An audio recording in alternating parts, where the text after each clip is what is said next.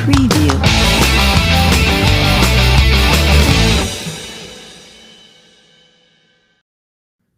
Well, episode 50, we reached the half-century mark, my friend. Love it. And we're not giving up. Regardless of how this team is performing. Like the Marlins in the bottom of the ninth yesterday. A little late. Fighting, the rally was a little late. Scrapping, almost pulled it off. Huh. Yeah. We got problems, serious problems. Mainly that the bats are just up and down. And then everybody's super pumped up about Jazz Chisholm with his, leadoff. When he's playing leadoff, he hits a home run.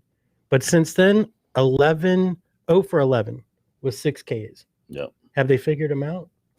Is the question. And looking ahead, man, it doesn't get any better because tonight we're probably going against the best pitcher in baseball in Corbin Burns at 0.37 ERA. So, and cross-country flight. Yeah, no rest. Late, and then the game was delayed last night, right? I mean, yeah, it was a delayed. little bit of a rain issue. So Yeah, you got in it later than you thought, anyways. Right. At least tonight's a 7:40 start, our time, 6:40 in Milwaukee. Now they don't even call that stadium Miller Park; it's something else now. Is that right? Some other weird name. Yeah. But on the bright side, Jesus Aguilar's bat has seemed to warm up a little bit. Yep. But we got to get it where at least 3 or 4 of the guys together are if it's not Aguilar, it's Duvall, or it's you got to have it where they're all doing it together. What did you think about how they moved Duvall to left center? They moved him to center. That's right. Yeah. No, I like that move, and I was saying that all along that he should have been the center, left field, Dickerson and Cooper and right. I thought it was a good move because I don't think although Brinson with a little bit of clutch play, that's one time. Yeah. And let's hope he can keep it up. I'm not sure what the lineup's going to look like tonight, but I would guarantee it's an under, and I don't even know what the number is, but I'm going to find out right now. I like the under. It was interesting to see. It'll be I want to know what the weather's going to be like tonight in Milwaukee. It's just been a cold. The Marlins just looked Jazz with his hoodie. Oh, dude, it was like cold. The Sandlot ball out there. Yeah, like we said, stopping at the Ross on the way to the stadium. Minus 185. Milwaukee minus 185. 6.5 is the total. So I would say under for sure. That's going to be a low-scoring game. Yeah, we got Trevor Rogers. Temp real quick. Let's see, Milwaukee temp in Milwaukee. For the fact checker. Temperature in Milwaukee. Let's see. I imagine it's going to be cold. 51. Yeah, so it's going to be it's not cloudy terrible. And 51. Kind of nice baseball weather, but it's still going to be a little chilly for the guys. Yeah. It shouldn't affect them. It's tough start, tough road trip. Let's see what we can do. Yeah, I'm glad we got one. We squeezed one and didn't get swept. But we were in a couple of those other games that the bats just we're not getting. We're alive. not. Has there been a game where we just got blown out? I'm trying to think the last time we got blown out. Mm-mm. We're keeping it competitive. Yeah. We're keeping it within 2 or 3 runs. Generally, it's interesting to think about this rhythm. It's different than last year. We're not getting slaughtered. We'll give up 2 or 3 runs. Yeah, right away. But then they'll put the lid back on. Like it's a funny thing, and then it's like, if we could just get a couple runs, we'd be, and it's like, again, yesterday was 4-3. Yeah, that's a low scoring game, and we just couldn't get enough runs. No, the rally was a little too late. So let's see what happens. Hopefully the bats warm up in Milwaukee, and we got Trevor going tonight, and I'm pretty sure right now he's probably our top guy. Sandy's giving up some big hits and some big runs. Pablo also.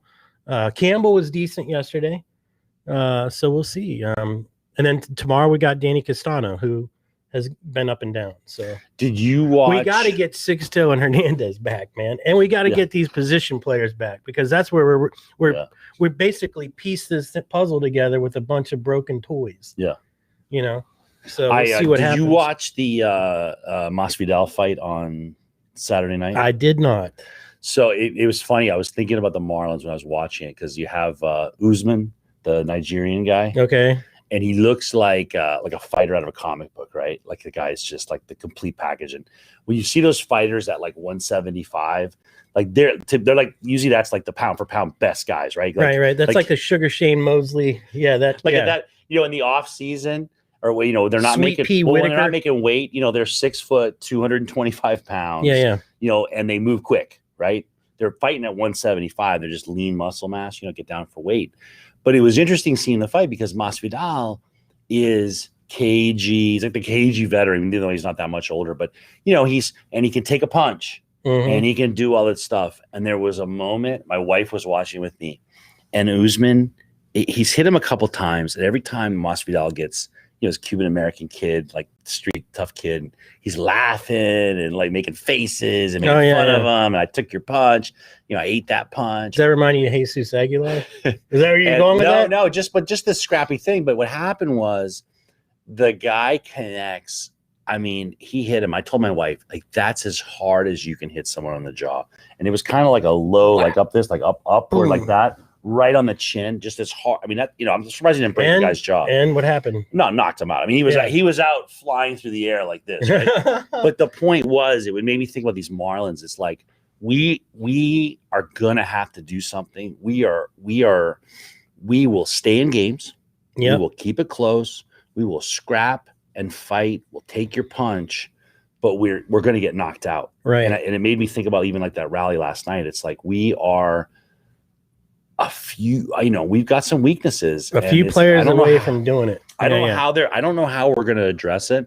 And it would be interesting to talk to like the general manager if you're friends and they'd be honest with you. Like, how are we going to fill these holes? And I think the problem is we don't know yet because the team's not been healthy. Right. So when you bring those guys back, I mean, like, we can't feel terrible about the team. Right. And what are the expectations going to be on those guys when they come back? I think you're going to have to let them get back to, real game scenarios. I mean, obviously the pitchers are going to be pitching sim games or whatever, and they're going to be doing bullpen work and things like that. But it's still not the same as being in a real big league game. Let me ask you one other question. COVID wise, I was thinking something got canceled. Like I think Jupiter got shut down because of COVID.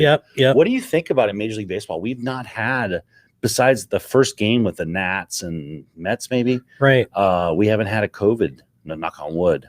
Right. I mean, geez, I think the policies, the things that they're doing at the ballpark are pretty, keeping a lid on it. So, I mean, let's pray for now that stays that way, because look, even at 9,000 capacity, look, there's 4,500, 5,000 people going to these games. So I think that helps it too. But I don't think expanding the capacity.